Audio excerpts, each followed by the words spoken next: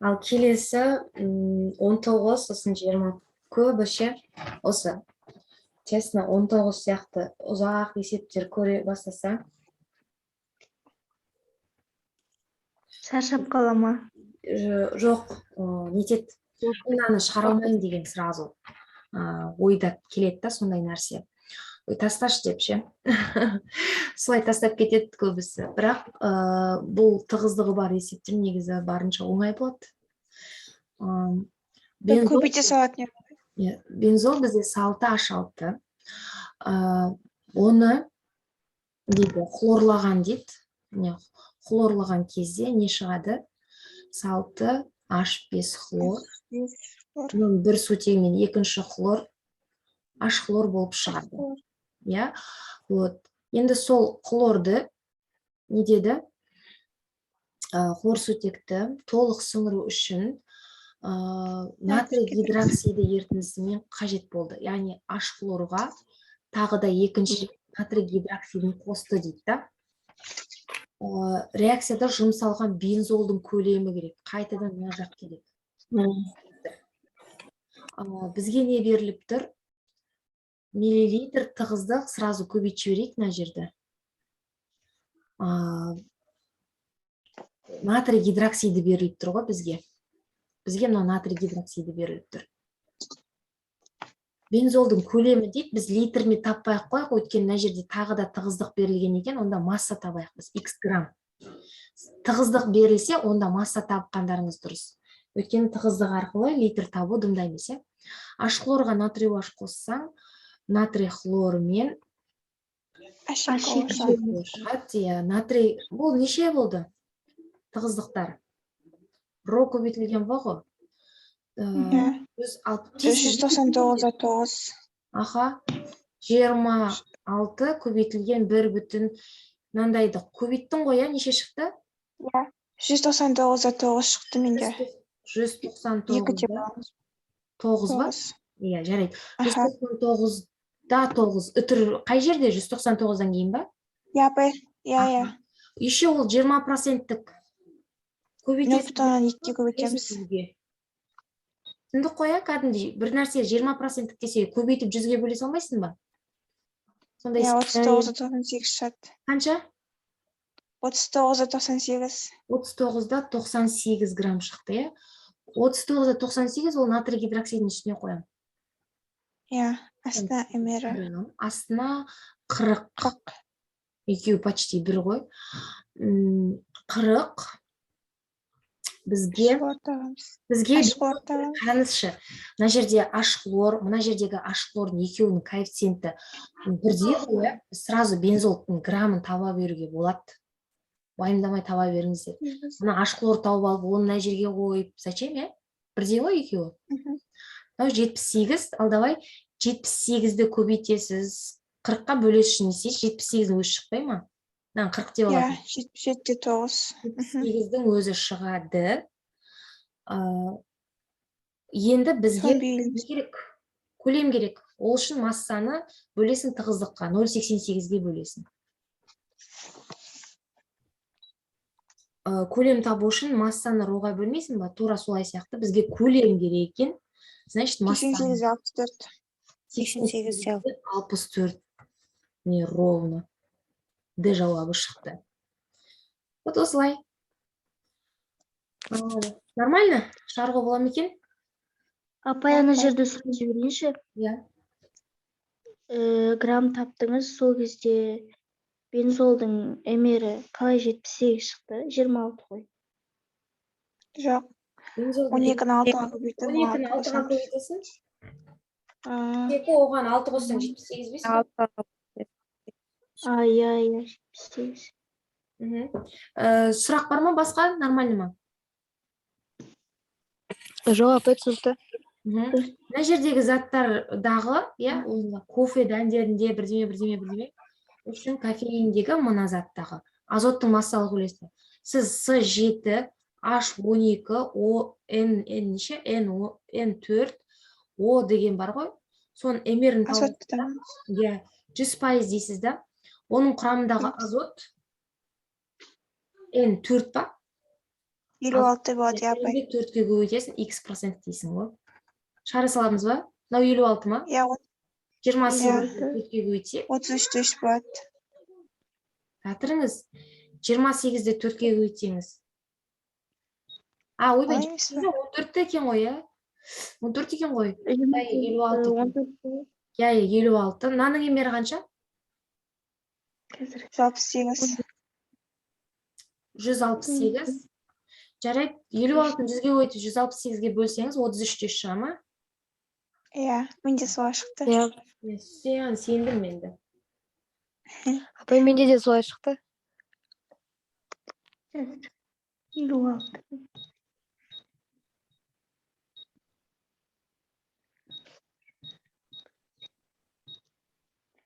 Иә, апай, 33-те 3. Келесі. Кете берейік енді ары қарай. Лакмус қызыл түске боялады. Лакмус бізде Қышқылдық ортада. қышқылдық ортада. Қышқылдарды Қышқылдық белгілейміз, ортада. немесе қышқылдық ортаны белгілейміз. Мына жерде қышқылды белгілейік десек, бірақ калий бізде сілтілік орта ғой. Күшті ғой. Екеуі де күшті. Алып тастаймын, иә.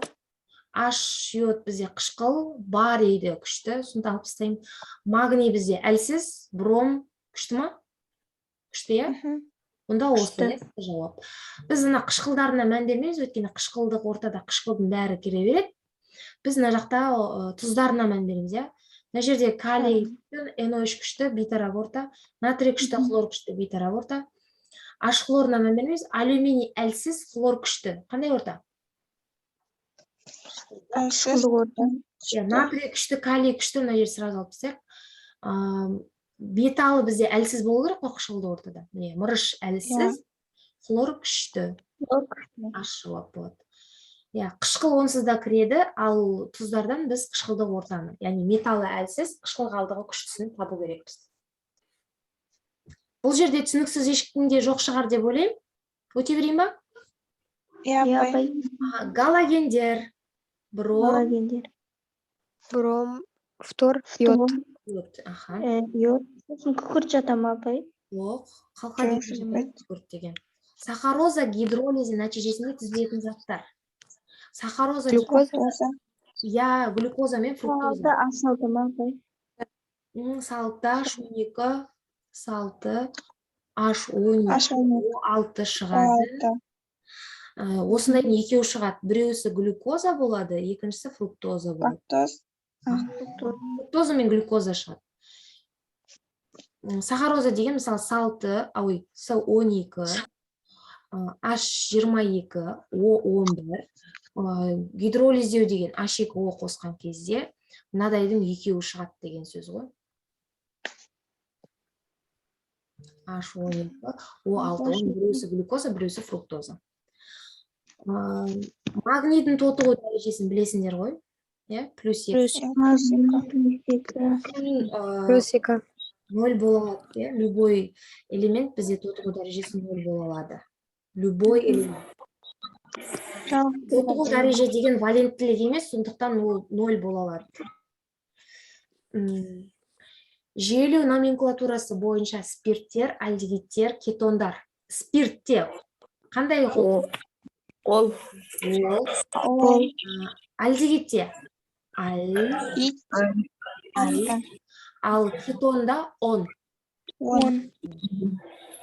Осы үшін спирт, альдегид, паш үлкен, паш кіші 7-ден.